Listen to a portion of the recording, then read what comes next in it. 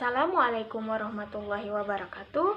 Perkenalkan, nama saya Tia Fitria Maulida, NIM 18820500076, Prodi Pendidikan Bahasa Inggris, Universitas Pancasakti, Bekasi. Di sini saya akan menjelaskan tentang materi perkembangan peserta didik, topik 5.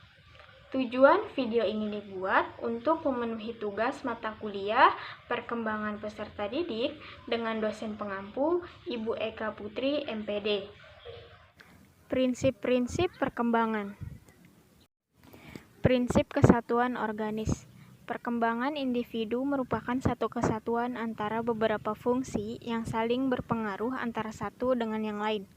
Implikasinya, pelajaran-pelajaran yang diberikan harus berhubungan satu dengan yang lain.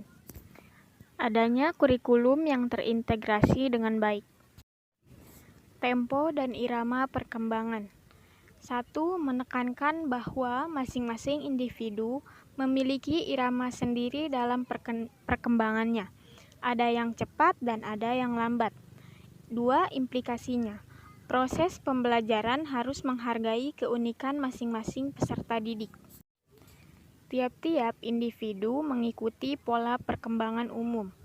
Meskipun individu memiliki irama dan tempo yang berbeda, namun masih mengikuti garis perkembangan umum. Implikasinya, proses pendidikan dapat diberikan secara klasikal. Penggunaan alat peraga pendidikan bisa dalam rentang waktu yang relatif lama, tidak selalu ganti. Konvergensi atau interaksi antara pembawaan dan lingkungan sama-sama berpengaruh dalam perkembangan individu. Implikasinya, pendidik harus memberikan lingkungan pendidikan yang bervariasi sehingga potensi anak dapat teroptimalisasi dengan baik. Pengaruh pendidikan dapat dibatasi oleh kemampuan potensial anak. Dalam batas-batas normal, kemauan anak tidak boleh dikekang atau dibatasi karena anak manusia adalah makhluk yang aktif. Kematangan. Proses pendidikan harus disesuaikan dengan kematangan peserta didik. Contoh, anak usia 7 bulan baru bisa duduk, tidak boleh dipaksa berjalan.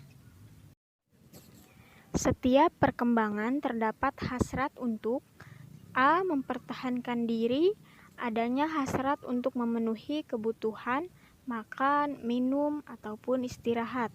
B. Mengembangkan diri, adanya keinginan untuk bereksplorasi, bergerak, dan bermain.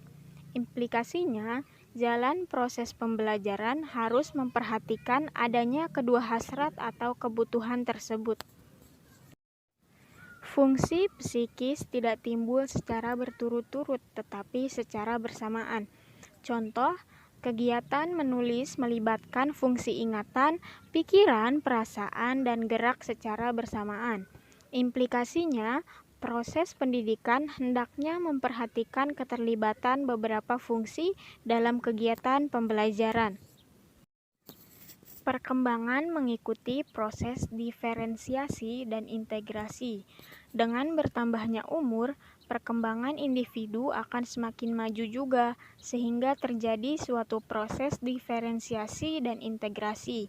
Contohnya, bayi memiliki gerakan yang tidak teratur.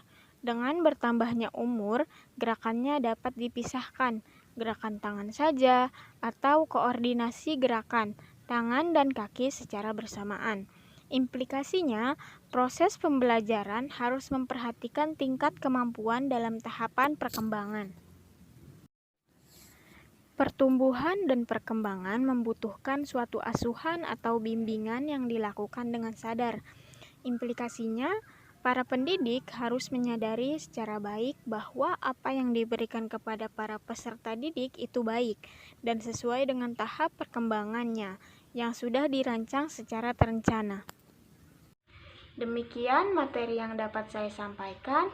Kurang lebihnya mohon maaf. Wassalamualaikum warahmatullahi wabarakatuh.